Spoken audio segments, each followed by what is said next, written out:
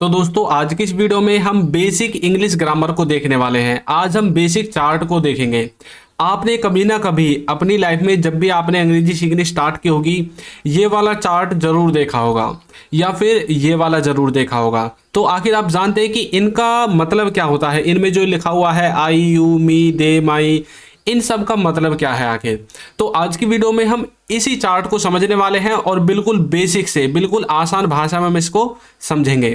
तो देखिए, सबसे पहले हम देखने वाले हैं मॉडल वर्ब को। यहाँ पर मॉडल वर्ब को हमने बीच में क्यों घुसाया है? क्योंकि इसका एक बेसिक रूल है जो सब बच्चों को नहीं पता है। तो देखिए, ये है होती हैं आपकी मॉडल वर्ब। जो भी मॉडल वर्ब होती हैं वो यही है। अब देखिए, यहाँ पर यदि कोई भी मॉडल वर्ब आप लेते हैं और उसके साथ प्लस करते हैं हैव, तो इसके साथ वर्ब की थर्ड फॉर्म लगती है हमेशा। जब भी वर्ब आएगी तो वर्ब की थर्ड फॉर्म लगेगी। अब चाहे वो कोई सी भी मॉडल वर्ब क्यों ना हो, चाहे कैन हो, कुड हो, मे हो, माइट हो, मस्ट हो, शुड हो, वुड हो, कुछ भी क्यों ना हो। अब आप बोलोगे can have, could have, may have, might have, must have, should have, would have, इन सब के साथ जब भी वर्ब आएगी तो वर्ब की कौन सी फॉर्म लगेगी? थर्ड फॉर्म ही आपको याद रखनी है। और देखिए, और जब भी हैज और हैव इसके साथ टू आता है, हैज और हैव के साथ टू, तो इसमें लगती है वर्ब की फर्स्ट फॉर्म हमेशा। अब ये जो हैज और हैव किसी के साथ भी आ सकता है, जैसे मॉडल वर्ब के साथ कई बार आ जाता है शुड हैव टू, तो शुड के बाद हैव टू आ गया तो वर्ब की फर्स्ट फॉर्म लगेगी। माइट हैव टू तो वर्ब की फर्स्ट फॉर्म लगेगी। मे हैव टू तो वर्ब की फर्स्ट फॉर्म लगेगी। तो जब भी हैज हैव के बाद टू आपको दिखे तो हमेशा वर्ब की फर्स्ट फॉर्म आपको लगानी है। नेक्स्ट देखिए, और यदि आपको हैज हैव कहीं पर सिंगल दिखे तब आपको वर्ब की थर्ड फॉर्म लगानी है। तो ये वाला रूल देखिए ऊपर अप्लाई हो गया। जब भी मॉडल के साथ हमने हैज या हैव लगाया, यानी कि हैव लगाया, तो वर्ब की थर्ड फॉर्म आ गई। तो ये रूल आपका हैज हैव के साथ सिंपल में भी चलेगा और किसी मॉडल वर्ब के साथ या फिर किसी और शब्द के साथ जब ये लगते हैं तब भी चलेगा। तब आपकी दोनों में वर्ब की थर्ड फॉर्म ही आएगी। अब देखिए, जो इनका स्ट्रक्चर है वो बिल्कुल सिंपल होता है। क्या लिखना पड़ता है? सबसे पहले सब्जेक्ट, फिर आपको कोई सी भी एक मॉडल इनमें से उठानी पड़ेगी, फिर आपको मॉडल के बाद आपका जो कार्य है जिसे आप वर्ब बोलते हैं वो वर्ब लिखनी है, और उसके बाद जो सबसे लास्ट में सबको पता है ऑब्जेक्ट आता है, इसलिए मैंने लिखा नहीं है।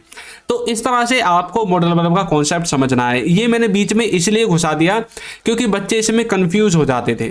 अब देखिए, वो जो चार्ट था उसको समझने से पहले आपको ये वाला थोड़ा सा स्ट्रक्चर समझना पड़ेगा। यहां पर लिखा हुआ है पर्सन, सिंगुलर, प्लूरल। अब यहां पर देखिए, पर्सन के नीचे लिखा हुआ है फर्स्ट, सेकंड, थर्ड। सिंगुलर के नीचे है आई, यू, ही, सी, इट, और प्लूरल के नीचे है वी, यू और दे।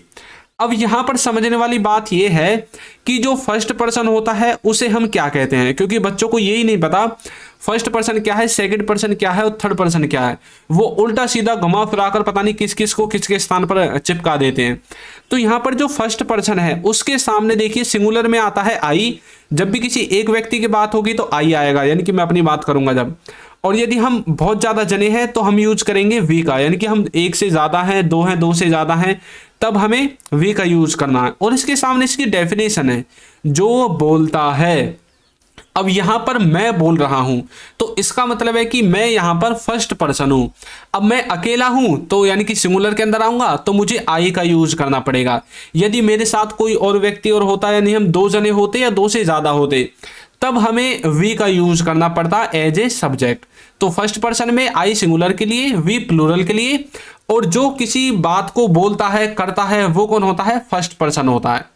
अब सेकंड पर्सन के आगे लिखा हुआ है यू। हाँ जी, सिंगुलर में भी यू रहेगा, प्लूरल में भी यू ही रहेगा।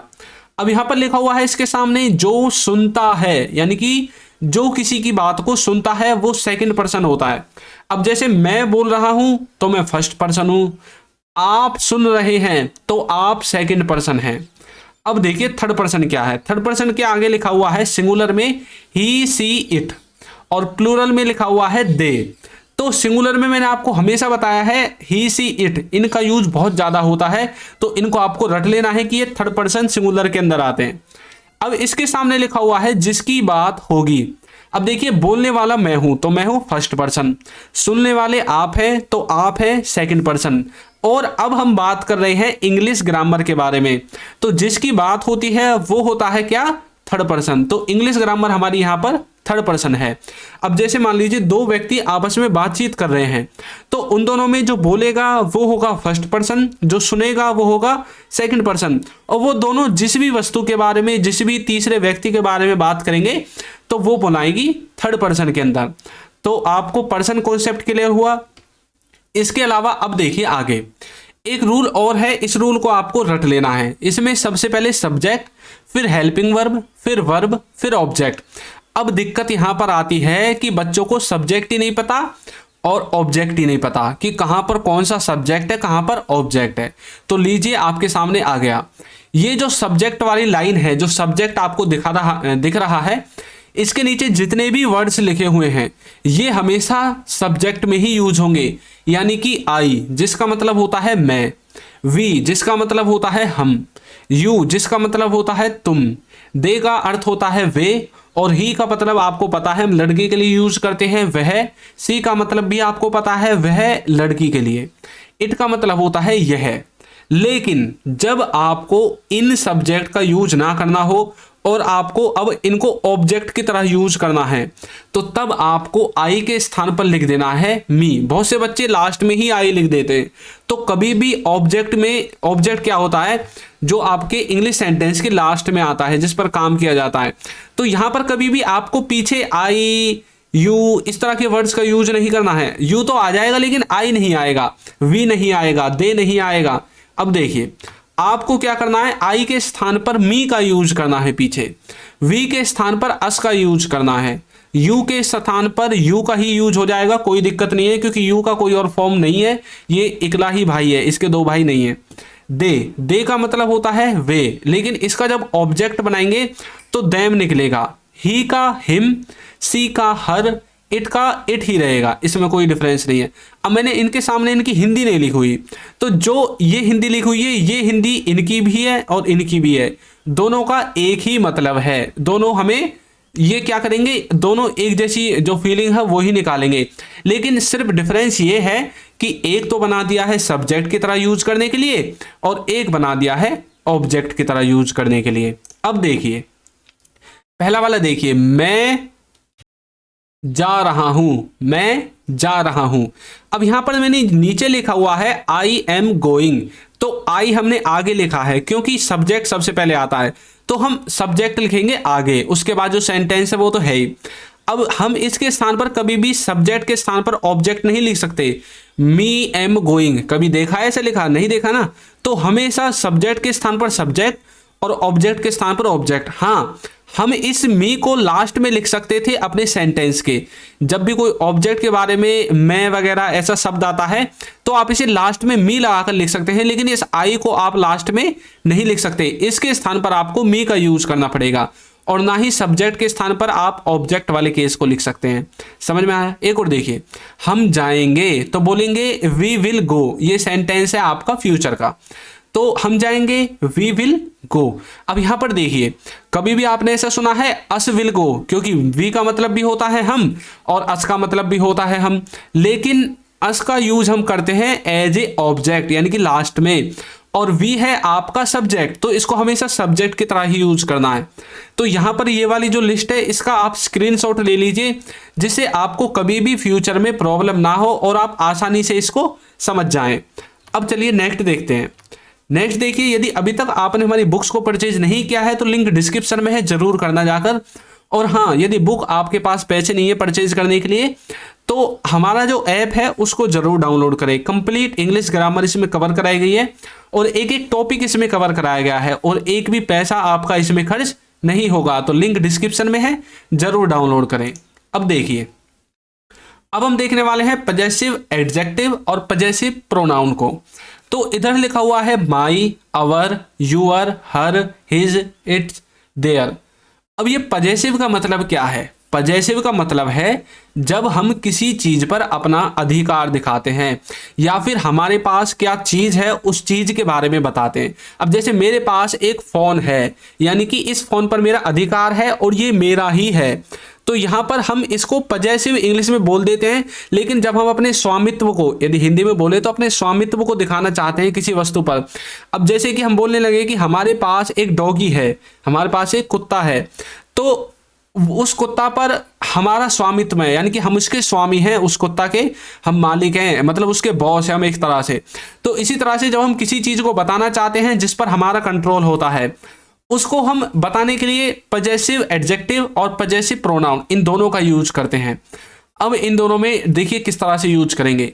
माई का मतलब होता है मेरा, अवर का मतलब होता है हमारा, यूअर का मतलब होता है तुम्हारा, हर का मतलब होता है उसका, हिज का मतलब होता है उसका, लेकिन हर यूज होगा लड़की के लिए, हिज यूज होगा लड़के के लिए, इट्स का मतलब होता है इनका, और देयर का मतलब होता है उनका।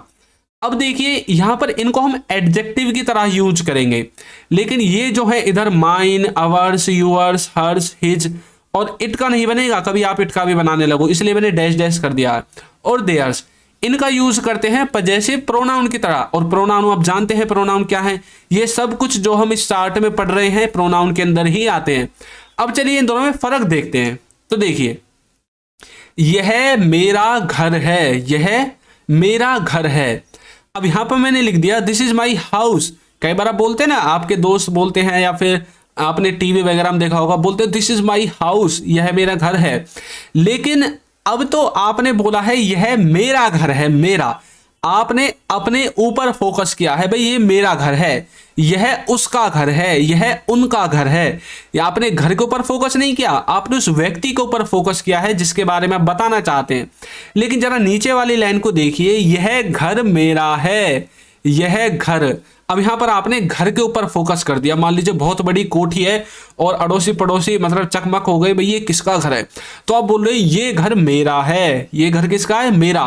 तो आपने घर को हाईलाइट कर दिया यहां पर, तो बोलोगे दिस हाउस इज माइन। अब देखिए हमने यहां ऊपर यूज किया, बात वही है, घर के बारे में बता रहे हैं कि इस घर के मालिक हम हैं, लेकिन सेंटेंस को घुमा फिरा कर भी आप बोल देते हैं जैसे हिंदी में बोलते हैं। तो यह मेरा घर है, तब आपको बोलना है दिस इज माई हाउस, जब आप अपने ऊपर फोकस करते हैं या फिर किसी सब्जेक्ट के ऊपर फोकस करते हैं। लेकिन जब आपको अपने उस सब्जेक्ट पर नहीं बल्कि उस वस्तु पर फोकस करना हो, तब आपको बोलना है यह घर मेरा है, तो दिस हाउस इज माइन। तो अब आपने माई के स्थान पर माइन का यूज कर दिया। अब देखिए ऊपर माई के स्थान पर माइन का यूज कर दिया, तो मतलब जब आप किसी वस्तु पर फोकस करेंगे तो आपको पजेसिव प्रोनाउन का यूज करना है, और जब आप उसके मालिक के ऊपर फोकस करेंगे तब आपको पजेसिव एडजेक्टिव का यूज करना है। तो आपको समझ में आ गया। अब यहां पर देखिए ये वाला जो चार्ट है इसको लेकर ही आप परेशान हो जाते हैं। तो इसमें हमने सब्जेक्ट वाला देख लिया, आई वी यू सब्जेक्ट में यूज होते हैं, ऑब्जेक्ट वाला देख रही है, ऑब्जेक्ट में यूज होते हैं, ये पजेसिव एडजेक्टिव में यूज होते हैं, तो माई, अवर, यूअर ये अभी हमने देखे हैं, ये पजेसिव प्रोनाउन में यूज होते हैं, ये भी अभी हमने देखे हैं। तो कंफ्यूजन दूर हो गया ना। अब बच जाता है रिफ्लेक्सिव प्रोनाउन। इसमें हम बताते हैं myself, ourselves, yourselves, और इस तरह से herself, himself, itself, themselves, ये सब अलग अलग है। लेकिन मैं आपको यहाँ पर एक चीज बता देता हूँ, जहां पर भी आपको सेल्फ लिखा मिलेगा SELF, वहां पर हम यूज सिंगुलर के लिए करते हैं। लेकिन जहां पर SELVES सेल्फ्स लिखा दिखेगा, इसका मतलब है कि ये दो या दो से अधिक व्यक्तियों के बारे में बात कर रहा है।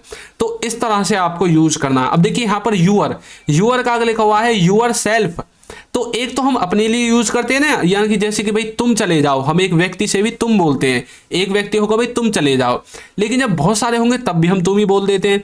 तो एक के लिए यूअर सेल्फ, और यदि बहुत ज्यादा है तो यूअर सेल्फ्स। इस तरह से आपको इसको रिफ्लेक्सिव प्रोनाउन को समझना है। तो ये समझ में आ गया ना पूरा चार्ट, फर्स्ट पर्सन देख लिया, सेकंड पर्सन, थर्ड पर्सन, सब कुछ हमने देख लिया। तो मैं अब आप सबकी प्रैक्टिस के लिए आपको एक सेंटेंस देता हूं, ये है थर्ड पर्सन सिंगुलर। तो इसके अंदर कौन कौन से सब्जेक्ट आते हैं, यानी कि कौन कौन से आप वर्ड्स का यूज करते हैं, उन सब को आपको कमेंट करके बताना है। तो देखते हैं कितने बच्चों को ये वीडियो समझ में आई है। थर्ड पर्सन सिंगुलर के अंदर कौन कौन से प्रोनाउन आते हैं, आपको समझ में आ रहा है ना मैं क्या बोलना चाहता हूं। तो उन सब को आपको कमेंट करना है, जैसे कि आप बोलते हैं यू, ही, दे, इनमें से आपको देखना है। तो दोस्तों वीडियो आपको कैसी लगी है जरूर बताइएगा, और यदि अभी तक आपने हमारे चैनल को सब्सक्राइब नहीं किया है तो कर दीजिए, और हमारे ऐप को भी जरूर डाउनलोड कीजिए, लिंक डिस्क्रिप्शन बॉक्स में आपको मिल जाएगा। तो एक अच्छा सा कमेंट करना बिल्कुल ना भूलें। Thank you.